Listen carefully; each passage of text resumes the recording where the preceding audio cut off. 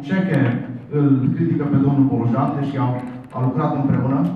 Dacă existau probleme în acea colaborare, trebuia să critice atunci când au fost făcute acele probleme.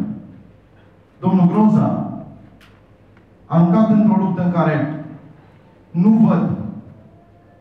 nu-l văd prea implicat nici pe dânsul, dar nu văd nicio șansă din moment ce însăși consilierii lui, cei pe care vrea să-i aduc alături de dânsul în Consiliul Local, spun că îl vor susține pe domnul Ceai Gautilă.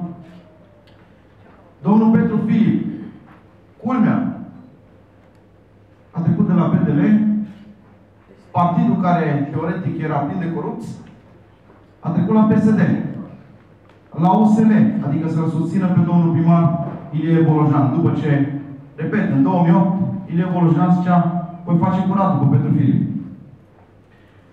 Există o singură realitate. Partidele nu mai au doctrină. Nu știu ce înseamnă să fii liberal, nu știu ce înseamnă să fii socialist, nu știu ce înseamnă să fii ecologist. Doctrina lor este una singură. Bani. Să rămână și să ajungă la bani. Sper totuși ca după 22 de ani în care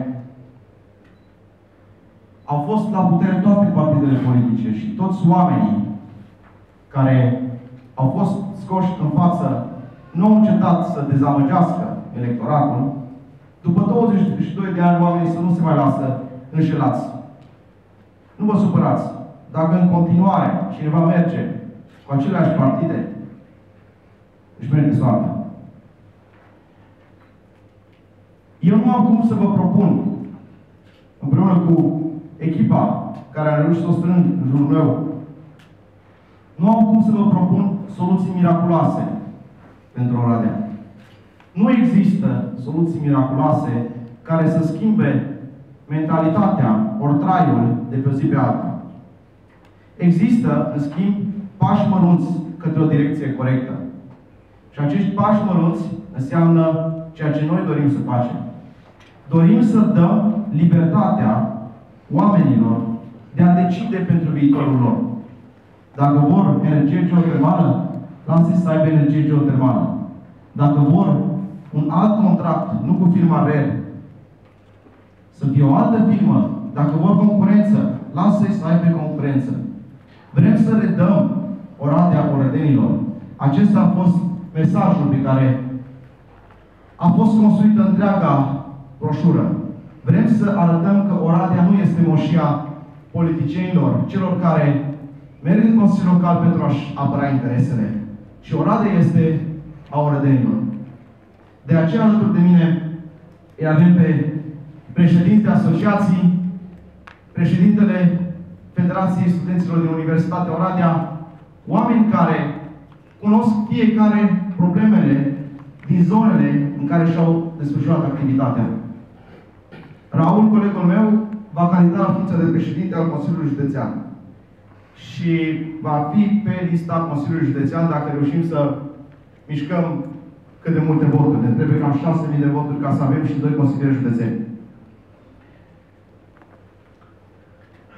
Fiecare dintre dumneavoastră cunoașteți problemele din comunitate. Dați-le glas. Spuneți-le oamenilor să nu meargă să voteze aceleași partide. Ăsta este mesajul nostru. Și să nu se lasă înșelați, așa cum au făcut-o acum 8 ani de zile prin Becali, prin Vadim, acum 4 ani de zile prin Becali și acum prin altă soluție miraculoasă, Dan Diaconescu, care a fost la Oradea. Nu există, repet, soluții miraculoase. Există pași mărunți. Și principalul pas care noi trebuie să-l facem, repet, este să introducem libertatea de a decide, concurență la termie, concurență la salubritate, concurență la construcția de drumuri, la construcția de parcări. Să fie mai multe firme care să concureze ca să avem servicii de calitate. Este singurul fel în care noi vom putea să avem servicii de calitate la prețuri accesibile.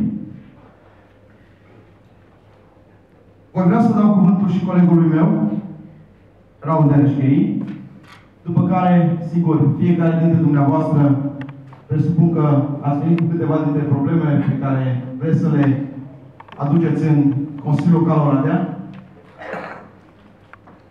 Eu zic că împreună vom putea intra în Consiliul Local Oradea și cu puțin noroc, 3-4 consilieri locali, să contrabalansăm felul în care se fac lucrurile.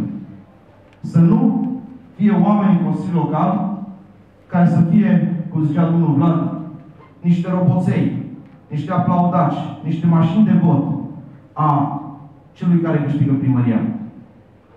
Noi suntem aici, chiar dacă nu împărțim toate ideile în comun, nu avem aceeași viziune, dar un lucru ne unește. Ne unește faptul că nu există alternativă în politică, nu există o alternativă reală care să dea glas cetățenilor. În partidele politice au ajuns doar oameni pe bază cotizației de partid. Nu pentru virtuțile lor, nu pentru realizările lor, ci pentru câți bani au dat în campanie. Cam așa se face politică în România, de-aia merge România așa cum vedem. Deci, o să dau cuvântul lui Raul. Te rog. Mulțumesc, Corean. Dați-mi voie să mă prezint. Numele meu este Raul Dreșchei. Sunt candidatul Uniunii Ecologiste din România la funcția de președinte al Consiliului Județean. Nu știu dacă ați citit presa, dar sunt cel mai tânăr dintre acești candidați. Iar eu vreau ca, prin cadrul activității mele în Consiliul Județean, să încurajez cât de mult inițiativa tinerilor. Horea spunea că eu sunt președintele încă în exercițiu al Federației Studenților din Universitatea din Oradea, mediu pe care îl cunosc foarte bine. Sunt conștient de faptul că Universitatea din Oradea, cu resursele limitate pe care le are, scoate în fiecare generație mulți studenți care sunt capabili să facă și să gestioneze lucruri importante atât în Oradea, cât și în județul Bihor. La noi, în Oradea sau în județ, nu avem o piață concurențială reală. Sunt foarte mulți studenți care termină facultate, au o pregătire temeinică, dar în momentul în care ei vor ca să înceapă un drum pe cont propriu, se lovesc de foarte multe ziduri. Aceste ziduri trebuie îndepărtate. Vă vorbesc în cunoștință de cauză, sunt administrator la o mică firmă și știu de ce ziduri mă lovesc eu personal. A avea o firmă, o mică afacere, nu înseamnă a te îmbogăți. Înseamnă a face un plus valoare. Pe lângă tine mai faci încă un salar, 2 pentru angajații tăi, plătești contribuții la stat greu, câteodată ți se pare chiar foarte imposibil să realizezi toate plățile și dările către stat. Nu există persoane care să îți dea o informație utilă, cu toate că ei sunt obligați, prin meseria pe care o au, să îți dea acea informație. În momentul în care vrei să găsești sau să identifici o oportunitate, la fel, informația este foarte greu de găsit și sunt tot felul de impedimente de care te lovești ca tânăr întreprinzător. Sau dacă vrei să te angajezi într-o firmă serioasă care să-ți dea un salariu decent pentru pregătirea pe care o ai, pentru că de multe ori Universitatea din Oradea nu a avut o imagine foarte bună. Eu vă spun și vă garantez că sunt foarte mulți studenți care își dau silința ca ei să învețe realmente pentru meseria pentru care ei se pregătesc. E adevărat, sistemul nostru de învățământ are foarte multe lacune, dar cel puțin 20% din fiecare generație știe de ce a ales o specializare anume și un domeniu pe care vrea să-l studieze.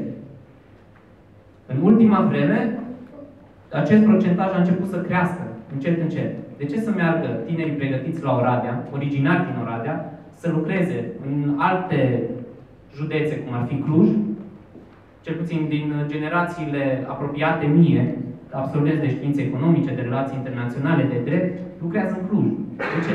Acolo există o piață concurențială. Acolo ți se dă frâu liber să încerci să clădești ceva fără să ți se pună intenționat impediment. Eu sunt conștient că nu le știu pe toate. Tocmai de aceea, la fel cum zicea și Horea adineauri, cred că fiecare dintre noi trebuie să venim și să punem umărul ca să ne facem cunoscute problemele și soluțiile. Nu e de ajuns să declari că vrei să faci curățenie în primărie, în Consiliul Local, în Consiliul Județean. Trebuie să vii și să propui soluții reale și cât mai simple. Cea mai simplă soluție, de cele mai multe ori, este și cea mai bună soluție. Tocmai de aceea, eu știu că totul stă în echipa formată. La fel cum era și în cadrul Universității din Oradea, nu am făcut eu singur schimbare. A fost o echipă de 12 studenți care au avut tot felul de inițiative și pe care, încet, încet, le-am clădit în așa fel încât și cuvântul studenților din Universitatea din Oradea să se facă auzit de către conducere. Pas cu pas, sunt ferm convins că și noi putem, atât la nivel de județ, cât și de Consiliul Local, să ne facem auzite problemele. Eu sunt conștient de faptul că a avea o funcție publică nu este un privilegiu divin. A fi un om politic nu înseamnă că eu, subsemnatul, am făcut o schimbare. Nu. Înseamnă că în spatele meu există o întreagă armată de oameni care știu care sunt problemele lor, care vin cu soluții și care încearcă să aducă o schimbare. Sunt conștient că nimeni nu e bătut în cuie, într-o funcție anume. Tocmai de aceea, eu consider că în momentul în care noi ne depunem bilanțul la sfârșitul primului an de mandat, dacă noi nu ne întrunim acele puține puncte pe care noi vrem ca să le aducem și să le facem cunoscute în fața Consiliului Local și în fața Consiliului Județean, eu, unul, vreau să-mi depun demisia. Pentru că dacă tu nu ai relevanță și nu te faci auzit într-un for decisiv, rostul tău, ca și consilier sau ca președinte de Consiliul Județean, nu își are rostul. Primești o indemnizație degeaba și pierzi timpul degeaba. În perioada respectivă, cât ar fi un mandat de consilier local, județean, președinte de Consiliul Județean, poți să faci altceva mult mai util societății decât doar să ai o titulatură de consilier local, consilier județean, președinte de Consiliul Județean. Această responsabilitate este prost înțeleasă de actuala clasă politică. Și, din păcate, această mentalitate este perpetuată și la generațiile tinere. Noi trebuie să schimbăm această mentalitate și noi trebuie să ne facem auziți. Eu, unul, în momentul în care nu mai fac simțită utilitatea într-un mediu, vreau să las locul altuia care este mult mai capabil sau mult mai implicat ca mine. Acestea sunt principiile după care am funcționat și până acum în cadrul Federației Studenților din Universitatea din Oradea, unde avem câteva lucruri pe care noi le-am adus ca nou, dar există și generațiile mai tinere care preiau ștafeta și care vor aduce un nou plus valoare idei și ideologie pe care noi am implementat-o în mediul universitar și în rândul tinerilor din Oradea. Acestea sunt principiile după care eu voi funcționa și eu sper ca să nu vă dezamăgesc prin votul pe care dumneavoastră îl veți acorda Partidului Uniunea Ecologistă din România. Vă mulțumesc!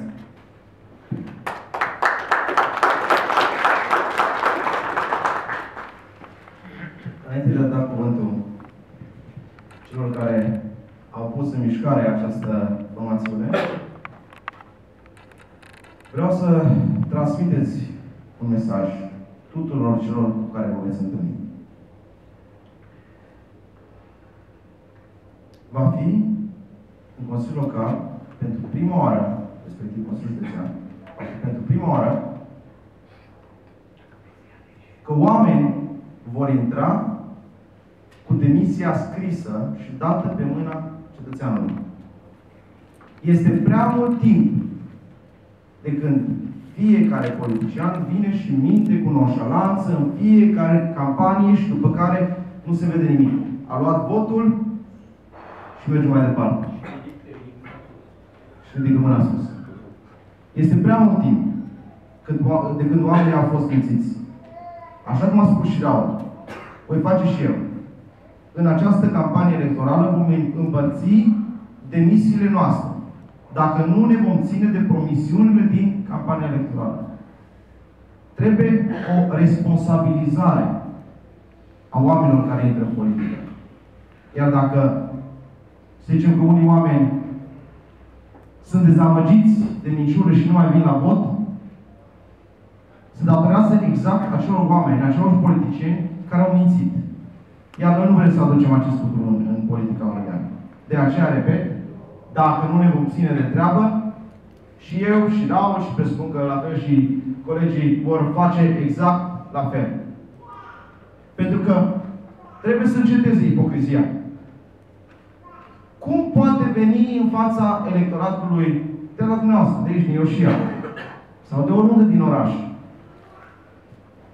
un candidat din partea PSD-ului, care a votat de fiecare dată creșterea prețului la gigacalorie. Și domnul Mang zicea, el nu știa despre creșterea prețului. Vreau să aduc aminte și domnului Mang și consilierilor PSD care au stat și au ridicat mâna la fiecare decizie a PNL-ului că prețul la gigacalorie în 2007 era 107 lei. A crescut la 123, 175, 193, 235, 266 și cine știe până unde va ajunge. Deci, și dacă odată nu știa domnul Mang despre aceste creșteri, prețul a crescut la toată lumea. În 4 ani de zile s-a dublat. Așa se întâmplă și cu apă canală. Înseamnă că își plătește factura. Mare majoritate nu cred că știu unde își plătesc factura. Cum va putea să vină în fața electoratului PDL-ul, care liderul, domnul Filip, a trecut la PSD și pe vremea domnului Filip era domnul Sorin Gal, director la Distrigaz Vest. Pe vremea domnului Filip, ceea ce vreau să scot în evidență este că interesele acestor oameni sunt dincolo, sunt transpartinice. Domnul director Sorin Gal, astăzi, a trecut în barca PSD-ului, susținându-l pe Ilie Bolojan, este pe lista de consilieri locali din partea USL. Domnul Petru Filip PDL, domnul Sorin Gal, acum este și el în PSD, repet, pe lista de consiliu local. Firma Distrigaz, chiar dacă el nu mai este director acum la firma Distrigaz, abia când am văzut lista USL-ului mi-am dat seama ce se ascunde în spatele deciziei de a introduce CET-ul la cazul la CET. Și nu în ultimul rând, cum va veni PDL-ul să vă convingă pe dumneavoastră după ce tot legat de termie guvernul a retras subvenția? Orice măsură pe care un politician ar trebui să o ia, un guvern, primăria și mai departe, nu trebuie să creeze generații de sacrificiu. Nimeni nu trebuie să sufere. Schimbarea trebuie să facă cu pași părunți, fără ca nimeni să sufere. Este singura modalitate umană de a rezolva problemele. Nu în ultimul rând, cu ce va veni domnul primar în fața electoratului? A făcut parcări. Îl felicit. 800 de euro pentru fiecare loc de parcare este prețul pe care noi îl plătim din taxele noastre. 800 de euro.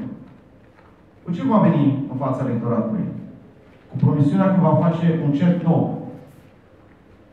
La ce bani și la cât va ajunge gigacaloria?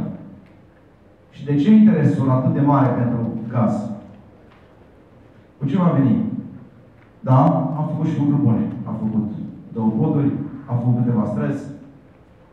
Dar la ce costuri? La ce costuri? Domnul Beniamin Rus ne consideră pe noi proști. La fel ca și politicieni. Acești oameni de afaceri care se îmbogățesc peste noapte, ei sunt cei mai deștepți. Eu nu vreau să spun că sunt cei mai deștepți, sau cel puțin așa cum se consideră ei. Ei cunosc pe cine trebuie unde trebuie. Și pleacă